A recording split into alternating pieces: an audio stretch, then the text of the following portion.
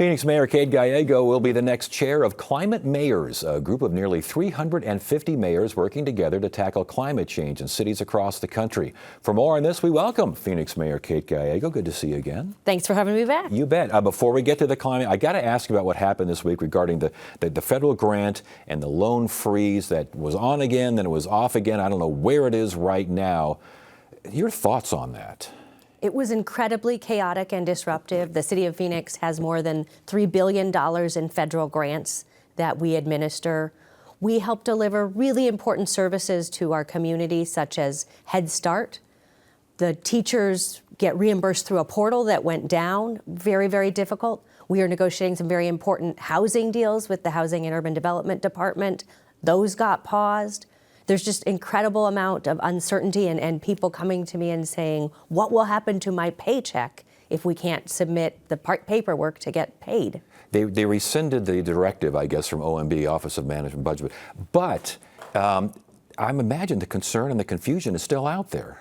There is an enormous amount of fear and apprehension about what reimbursements we will get and if the money that we have been counting on will arrive. We are not getting responses from federal agencies who have very difficult times interpreting the executive orders. And so there's just a lot of unnecessary chaos that if there had been more planning, more details, people could understand what is impacted and what is not. Okay, well, obviously something that we will watch here in the coming days and weeks. You are the next chair of Climate Mayors. Explain, what is that all about? So this is a national group of mayors from a huge variety of political perspectives working on climate change. Right now, the Trump administration has pulled out of the Paris Accords, but so many mayors and governors want to meet those goals. It's key for us in Phoenix. You remember how hot this summer was. Not one person has ever told me they want the summer to be hotter in Phoenix. This really is a unifying principle for us, and there are real solutions. There's also incredible opportunity from ASU to our small startups. We have great solutions here. We're pretty motivated to address climate, and so it gives me a much bigger platform to share what we're doing successfully. I think the story is not always told accurately about what we're doing on climate change in Phoenix and how we're addressing the heat, and I'm excited to be part of that solution. With that platform, what are your priorities? Obviously, getting the correct story out there on what Phoenix is doing, I think, would be close to number one, would it not? It absolutely is. You know, the national media does not always cover our situation accurately. We're real leaders on this issue, and we've had people visit from all over the world to see how we prepare and adapt for summer. I also think this will be a great chance to bring new resources to Phoenix. Right now, there are business organizations, philanthropy, and education partners that really want to be part of the solution on climate change, and so I'm excited to be at the table and help deliver for our country, but my job is for Phoenix, so we'll... And indeed, and I would imagine we're kind of ground zero here as far as heat is concerned, but there are best practices elsewhere that Phoenix could adopt. There's incredible innovation that people have done to help their residents reduce energy bills. So many people tell me costs are really challenging now, and I think there's new motivation because so much of our country was impacted, from hurricanes in North Carolina and Florida to the devastating wildfires in California.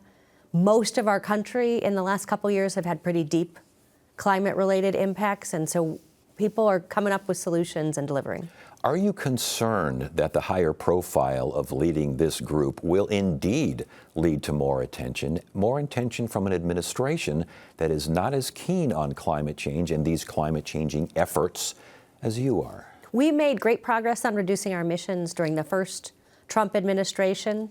One of our largest grants ever for light rail, which was the South Central Light Rail, we got from the Trump administration. That helps take cars off the street and reduce emissions. That may not have been their goal in awarding us that grant, but its project is moving forward with multiple goals. But the new EPA director, he's very much against environmental regulations of all kinds. He wants to get rid of California's tailpipe limits. What can you do on a local level and as the chair of this group to show the other side? We have been a huge beneficiary of clean tech investment in Phoenix.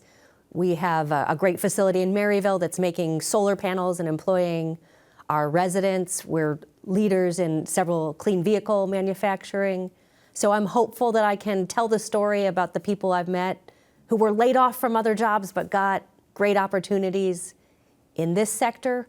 Hopefully, American manufacturing can be a unifying area for all of us, and we can really celebrate the few areas where we do agree. I can't let you go without the idea that the media, national media, is reporting things that you don't think are accurate or true about Phoenix. Give me some examples. So we are quite proactive around adaptation and making the city more comfortable, and that story doesn't get told. Often the national media will share stories about anything that happens in Arizona around water rights and attribute to Phoenix. So if there's a well problem in a rural community, that will sometimes become Phoenix. And some of the pictures around our water situation in particular, I think, don't show the planning and important work that we are doing, as well as so many of the leading policies we've done around climate change. Sometimes it feels like there are a few outlets on the East Coast that are not rooting for us to succeed. Well, but last question here. Are we seeing results? Are we seeing greenhouse gases in Arizona? Are we seeing the pollution go? It doesn't seem like it. So we at the City of Phoenix have been one of the fastest growing cities in the country. Since 2012, we've managed to reduce per capita emissions by more than 20%. We really are getting great things done.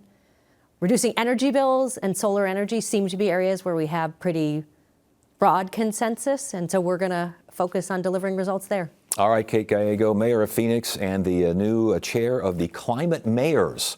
Thanks for joining us. We appreciate it. Thanks for having me.